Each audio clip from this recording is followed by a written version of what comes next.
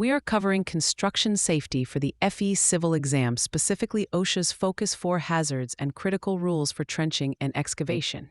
These topics are a major component of the construction knowledge area, and the exam expects you to know specific numerical thresholds by heart, as they often aren't in the NCEES reference handbook.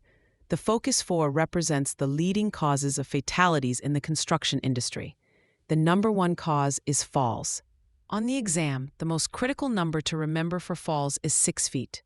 OSHA requires fall protection, such as a personal fall arrest system or guardrails, on any unprotected edge or side of a walking working surface that is 6 feet or more above a lower level. The other 3 Focus Four hazards are struck by, caught in or between, and electrocution. Struck by hazards involve being hit by a moving object, like a piece of equipment or a falling tool. Caught in or between hazards are when a person is crushed or pinned between objects, such as in a trench collapse or between a machine and a wall. Electrocution hazards involve contact with energized sources, with a common exam scenario being equipment operating too close to overhead power lines. Now, let's go deeper into trenching and excavation, a heavily tested topic.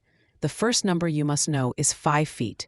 For any trench that is 5 feet deep or greater, a protective system is mandatory unless the excavation is made entirely in stable rock. These protective systems include sloping the trench walls back at a safe angle, shoring the walls with supports, or shielding workers with a trench box. The required angle for sloping depends directly on the soil type, which is a classic exam question. OSHA classifies soil into 3 main types: Type A, Type B, and Type C. Type A is the most stable soil, like a cohesive clay, and allows for a maximum slope of 3/4 horizontal to 1 vertical, which is a 53-degree angle. Type B soil is moderately stable, including materials like silt or angular gravel, and requires a flatter slope of 1:1, or 45 degrees. Type C is the least stable and most dangerous soil, including sand and gravel, and requires a very flat slope of 1.5 horizontal to 1 vertical, or 34 degrees. A common exam trap is a question that mentions the soil has been previously disturbed.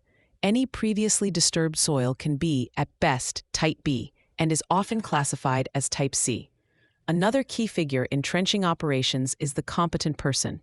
This individual must inspect trenches daily and after any hazard-increasing event, like a rainstorm, and has the authority to stop work.